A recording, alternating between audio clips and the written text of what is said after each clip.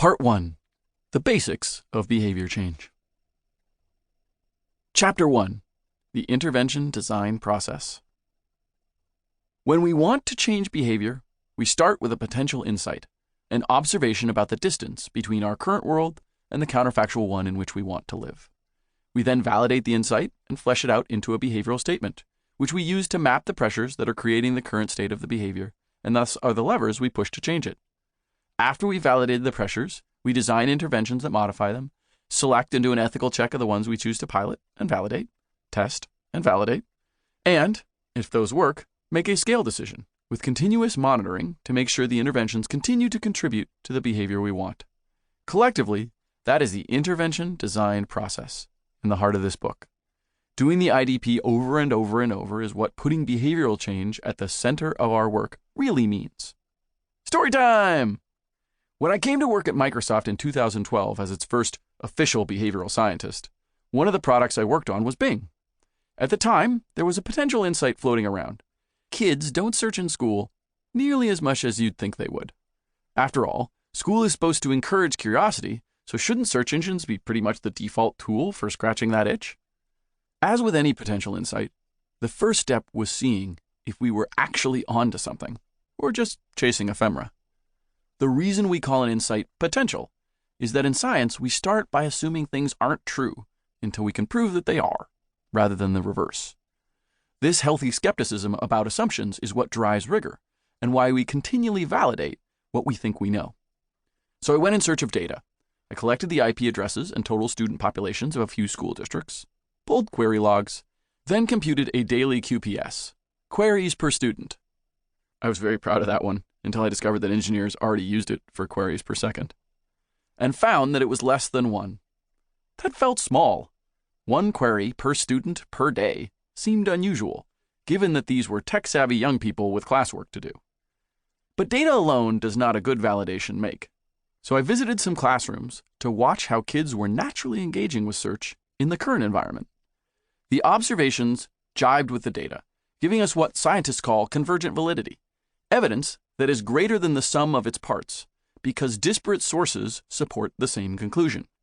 Getting data to agree with data is all well and good, but being able to observe qualitatively what also appears to be true quantitatively is better. In this case, that meant seeing that kids were certainly on computers a lot, but weren't searching much, hence the QPS, yep, still great, of less than 1. Having validated that there was an opportunity for change, I wrote a behavioral statement that described the endpoint we wanted to pursue. Roughly, when students have a curiosity question and they are in school and near a computer with internet connectivity, they'll use Bing to answer it, as measured by QPS. Together, with a team of people from across Bing and the wider Microsoft community, I started to map out the pressures that were encouraging or discouraging kids to search. All sorts of promoting pressures came up, everything from the social desirability of knowing, Gnosticism, tasty, to the requirements of homework. And they were matched by a similar variety of inhibiting pressures, including the speed, complexity, and non-intuitive presentation of results. And so we went back out into the classroom to validate the pressures that we had proposed. Or we were supposed to. Before we could, someone in marketing got very attached to the idea of curiosity as a promoting pressure, and was hell-bent on launching immediately into a multi-million-dollar advertising campaign all about the wonder of the world. If this sounds familiar, it should. Years later, Google spent a small fortune on a Super Bowl ad with this concept while trying to promote voice-assisted search. I had nothing to do with it. The overeager marketer went so far as to make mock-ups before I managed to pump the brakes and take a group of folks back out into classrooms to watch kids. We promptly validated that second graders do not have a problem with curiosity. Actually, most adults wish they had fewer questions. One student asked in rapid succession, why I didn't wear a lab coat if I was a scientist, whether I knew his uncle who worked at Microsoft, and whether he could have permission to go to the bathroom. In this case, promoting pressures didn't seem to be the problem, as there was plenty of raw curiosity to power search behavior. And a massive ad campaign to fuel what was already in ample supply was going to be a huge waste of budget. To be fair to the marketer, we have a natural bias towards promoting pressures.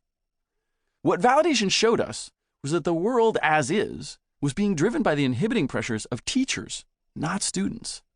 They were concerned about online safety, exposing kids to advertising, and privacy, plus trying to fit search into the curriculum in a way that allowed kids to exhaust their curiosity without sheer chaos. So we dug in to understand those pressures.